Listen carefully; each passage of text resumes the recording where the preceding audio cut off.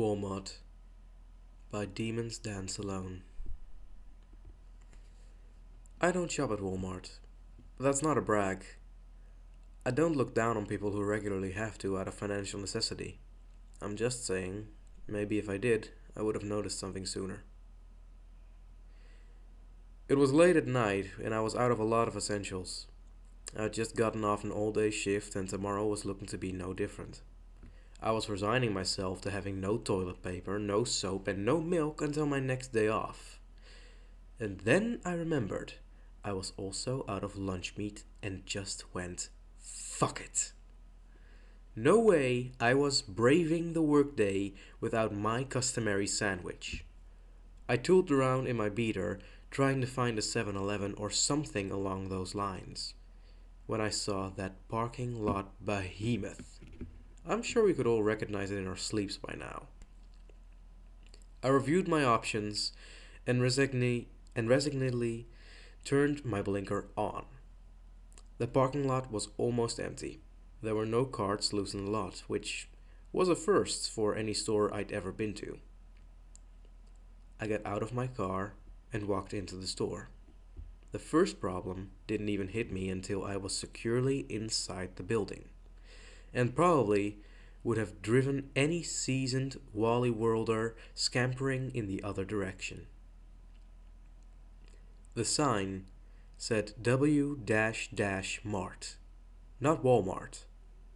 My tired brain dismissed it as a reading comprehension error, instead of the first of many signs that something was very much wrong.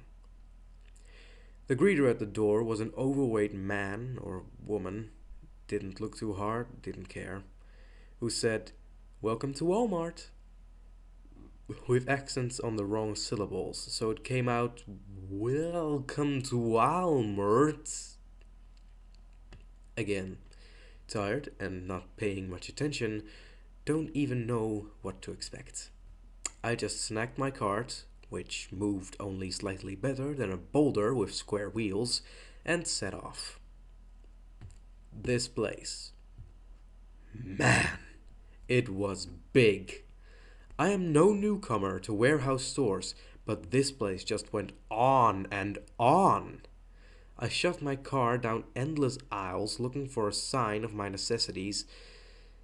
It seemed only like every aisle was just a mishmash of the same cheap crap regardless of the signs.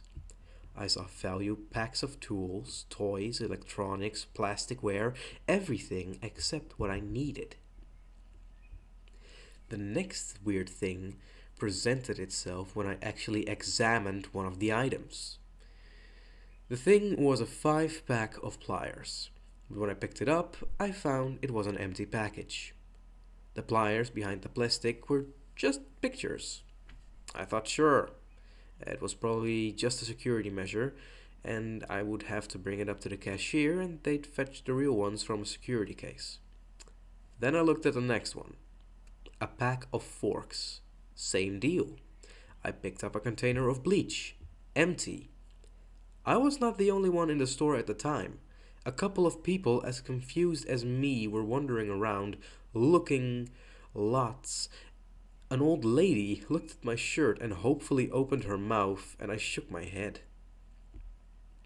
At a store this big, you had to have a lot of personnel, didn't you? Courtesy clerks, loss prevention, stalkers, the works. I dragged my cart around looking for the elusive breed. After, I kid you not, 10 minutes, I abandoned the cart because it was slowing me down. And still no employee in sight. I had heard of rip-off store before, places like China, where they had fake Apple stores so good that even the employees didn't know who they were working for. But this was America. Why would they do something like that here? And to what end? Anyone who tried it would probably get sued into the ground by corporate lawyers before they could open their doors. I had nearly given up on finding a clerk when I caught a glimpse of someone going around the corner dressed in one of those Wally World scrubs, and I trotted after calling, Excuse me. But they didn't slow down, and I got louder. Excuse me! I switched to a light jog, and somehow the person stayed well ahead of me despite appearing to be strolling at a casual pace. I broke into a run. Someone walked out of the aisle ahead of us, pushing another stubborn cart, looking the other way. The clerk turned to go down one of the other aisles. The other side of the clerk looked exactly the same. I stopped in my tracks, not sure what I'd just seen. The other customer caught sight of the clerk leaving and huffed and puffed, pushing their car after the retreating specter. I had just seen a clerk turn a complete 180 degrees and never seen a face. The front of the clerk had been identical to the back. No facial features. Nothing at all. I looked up and realized I had no idea where I was. The clerk had only led me deeper and deeper into the store. There were no windows in this place, as the aisle stretched on for even longer than I had originally gathered. What the hell was this place? I shivered a little. Time to find the doors. I hunted fruitlessly down the aisles for a while before realizing what an idiot I was. I needed to find a wall and follow that until I hit the front. Easy as pie, right? Wrong. I found the wall and walked along its surface. I made 5 perpendicular turns. 5 times I followed the wall exactly. No front door. I was starting to become really scared. Okay, this wasn't a real store, but why couldn't I find the door? I thought about it and figured that maybe they had a way to disguise the door from the inside, so that when they closed, they disappeared. Nobody looked back when they entered the store, did they?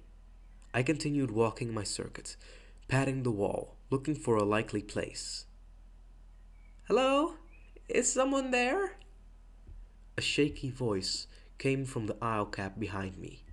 I wasn't really ready to trust anyone in this place, but I thought it wouldn't hurt to answer. I'm here. Are you another customer? Oh, thank God! It was a lady's voice. I could hear the scrape of a cart dragging on the tile floor. I have been here for hours. My cell doesn't get any reception here. Could you help me out? I seem to be lost. Sure. I looked down the next aisle. Can you walk in a straight line over to me? I'm sorry.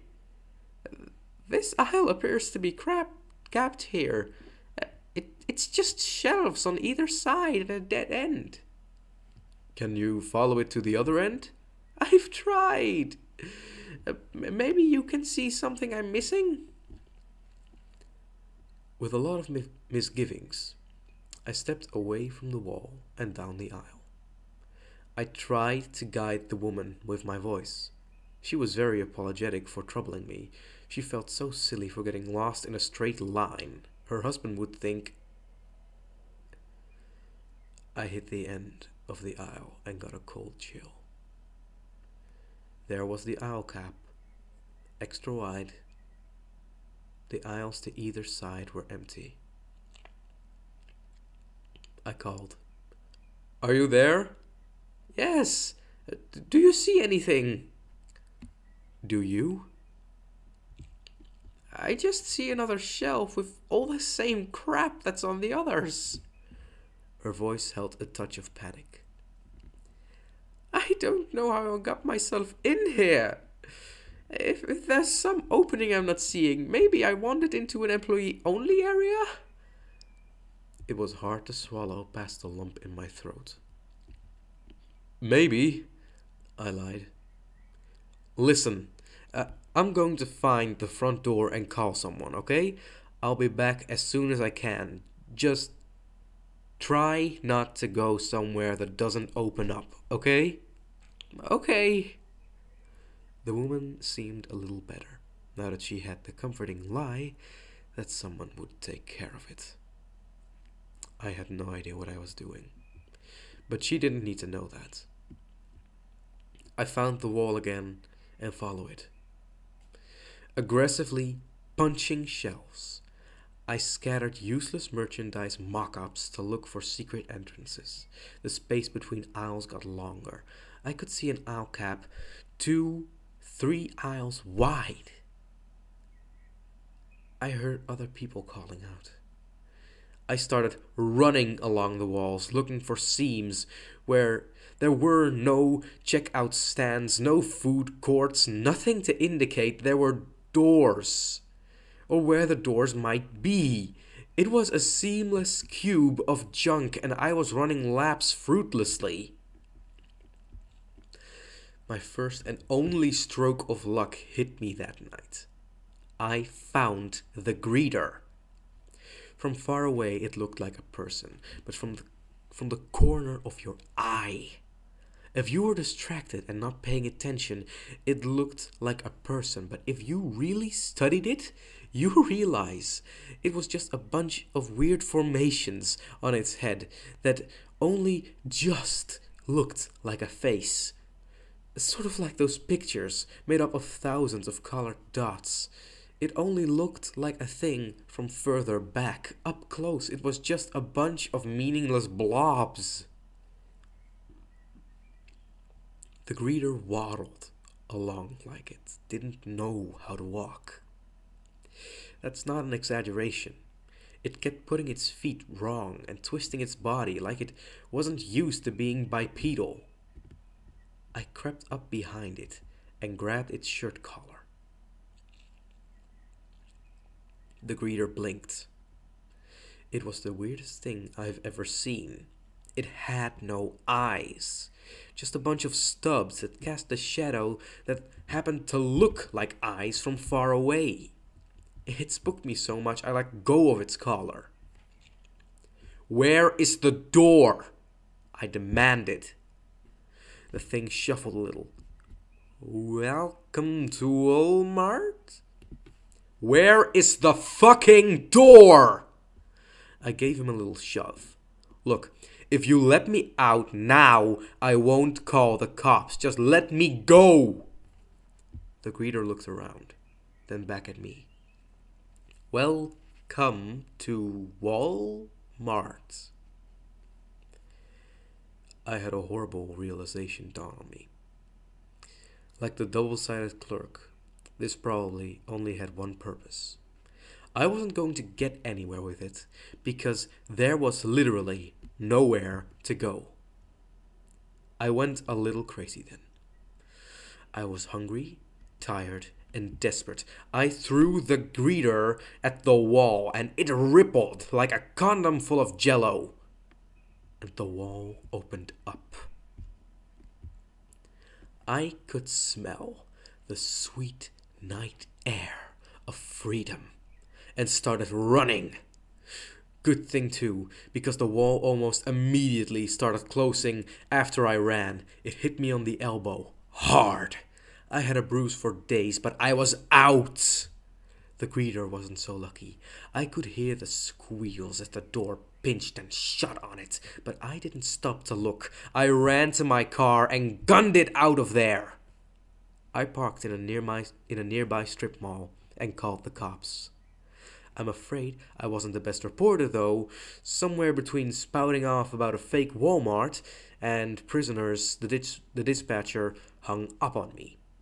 And I decided to drive to a police station, but my slightly calmer story was only met with skepticism. After what seemed like hours, I finally got an officer to agree to accompany me to the site. Here's the thing. I had been aimlessly driving around when I stumbled on the Walmart. I had been panicked as I fled from it. Now I had to admit, I was completely lost. The officer eventually told me that if I couldn't find the store, I would have to come back and file a report. I let them go and fled back to my apartment, swallowing down my guilt. I had let everyone trapped in that store down. I hoped that they could at least hang on until morning. I called in sick to my job and drove around searching for the Walmart. I looked through every shopping center, strip mall, anywhere that even slightly resembled the place I had gone to last night. And finally, I found a donut place and I remembered from that night. And from there I was able to retrace my route. I wound up at a big warehouse. It had a familiar parking lot. All of last night's cars were still in place. The building was empty. No sign, no shelves, nothing. I've looked around since then, every chance I get, and I've never seen another Walmart.